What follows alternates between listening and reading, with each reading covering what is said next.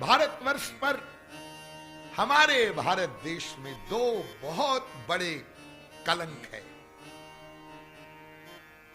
नहीं होना चाहिए भारत देश में। एक तो मैंने कल आपको बताया था, ये कत्ल खाने, जहां गोवध होता है या किसी भी पशु का वध होता है, ये कत्ल खाने, ये भारत देश पर बहुत बड़ा कलंक है। और एक बहुत बड़ा कलंक है, वो भी आप सुन लो, वो है वृद्धाश्रम। लोग तो बड़ा सीना फुलाकर बोलते हैं हमने वृद्धाश्रम बनाया है जी, वहां एक कमरा बनाया है जी। अरे भारतवर्ष में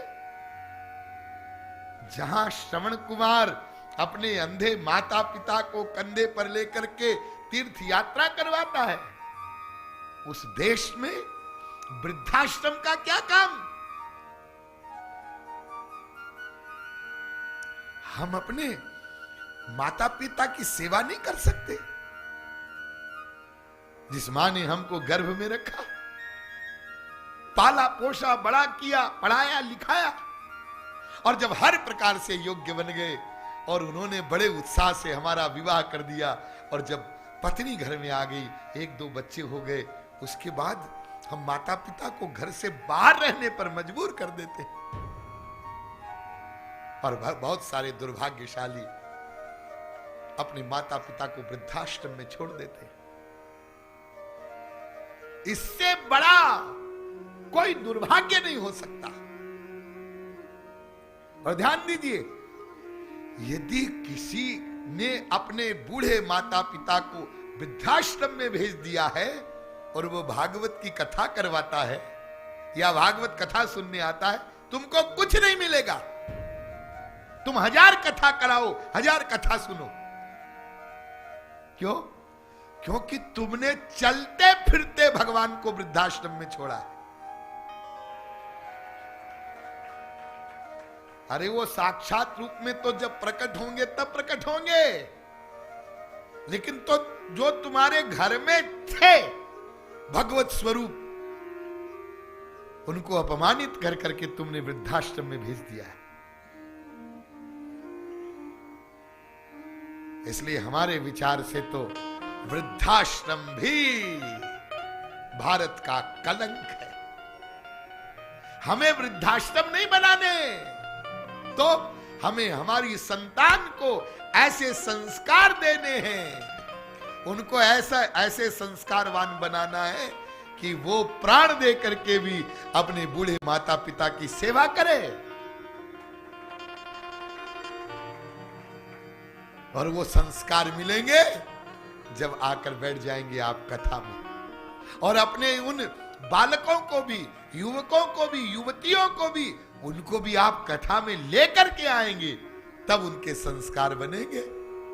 और केवल कॉन्वेंट में पढ़ाओगे ना, अंग्रेजी स्कूलों में आजकल बड़े पैसे वाले लोग जो हैं अपने बच्चों को बड़े बड़े महंगे महंगे स्कूलों में पढ़ाते हैं, जहां लाखों रुपया फीस होती है। मसूरी भेजते हैं, अरे विदेश भेजते हैं। तो क्या स्वामी जी हम अपने बच्चों को पढ़ाएं लिखाएं नहीं?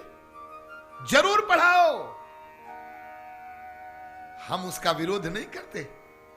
आपके बालक अंग्रेजी न पढ़े, हम ये नहीं कहते। अच्छी से अच्छी शिक्षा, भौतिक शिक्षा भी आप अपने बच्चे को जरूर दिलाएं।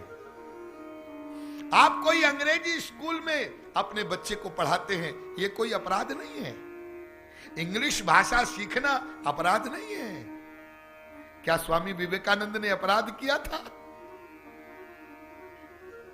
अरे उन्होंने तो पूरे भारत का नाम रोशन कर दिया। और एक वाक्य अंग्रेजी का, हाँ? और सारी दुनिया की वो धर्म सभा, बड़े बड़े प्रकांड विद्वान बैठे थे। अभी तो प्रवचन प्रारंभ नहीं किया है।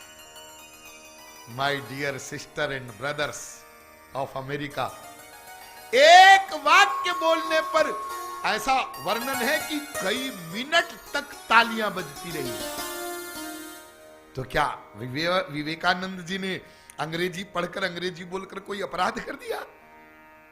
अंग्रेजी पढ़ना अपराध नहीं है। बच्चों को उच्च शिक्षा दिलाना अपराध नहीं है, उनको डॉक्टर इंजीनियर बनाना अपराध नहीं है। लेकिन ध्यान दीजिए, साथ साथ तुम उनको कुछ रामायण की चौपाइयां भी तो सिखाओ, कुछ गीता के श्लोक भी तो याद करवाओ।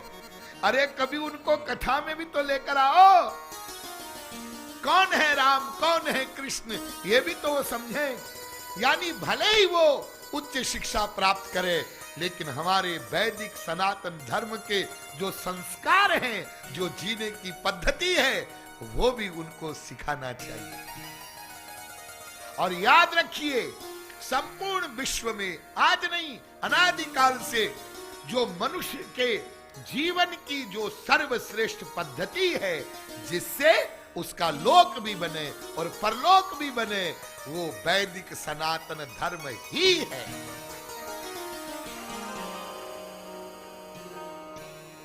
इस पर बहुत बड़ी मीमांसा हो सकती है, बहुत बड़ा विचार विमर्श हो सकता है, लेकिन आज नहीं होगा। यहां पर बहुत लंबा विषय है।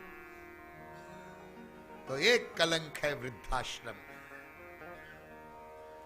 हम इस बात से प्रसन्न नहीं होंगे कि हैदराबाद में इतने वृद्धाश्रम हैं। इस बात से खुशी हो सकती है कि हैदराबाद में एक भी वृद्धाश्रम नहीं है, और जो है वो भी बंद पड़े हैं। क्यों? कोई जाता ही नहीं वहां।